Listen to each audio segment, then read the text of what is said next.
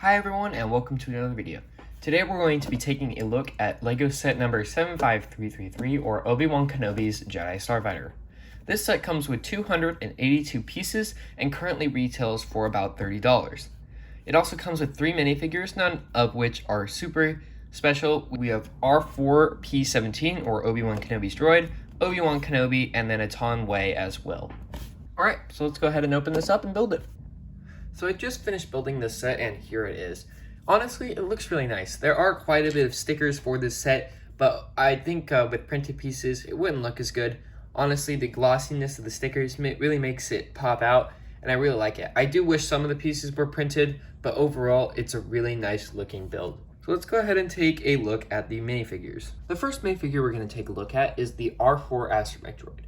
So this droid is pretty much got the same print as every single other R4 ever created, but it is pretty good looking. It's got a nice print on the front as well as the head, and it also has printing on the back of the head. It's got a 360-degree print all the way around, but there is no printing on the back of the body.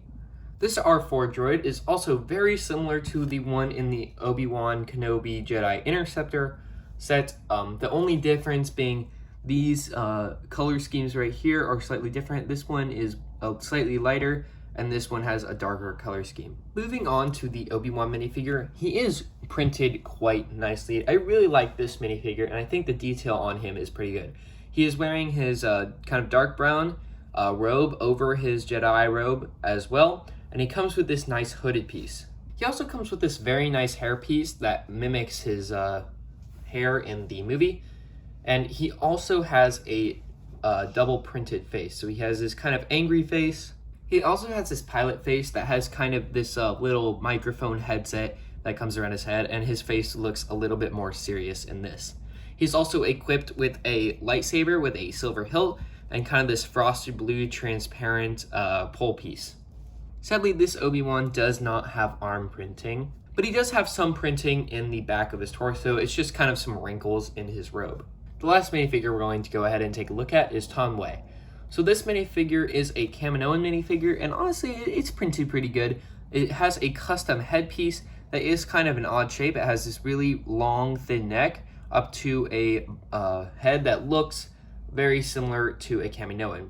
It has some nice face printing with these massive eyes. It's also got this kind of ring around her head. The color scheme on this minifigure does look very nice with the kind of light blue and white. It goes really good with the full set, and it matches the character's look in Star Wars as well.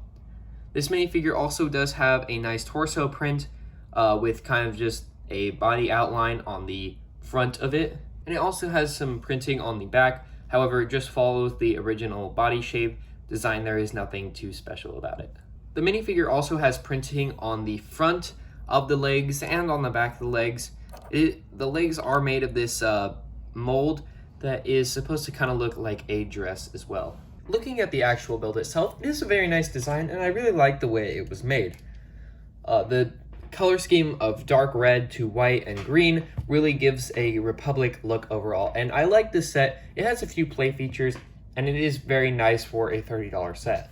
The cockpit of the Starfighter is also able to open up, which reveals a seat and a panel for the minifigure to control it. And it also does allow for a minifigure to sit in there comfortably, but sometimes it does get a little stuck due to the hands not being able to fit if they're kind of up. But the cockpit is still able to close perfectly, and it can fit one minifigure inside of there. This set also does come with a pair of stud shooters right here. All you have to do to activate them is simply press down on this lever, and the studs will shoot out.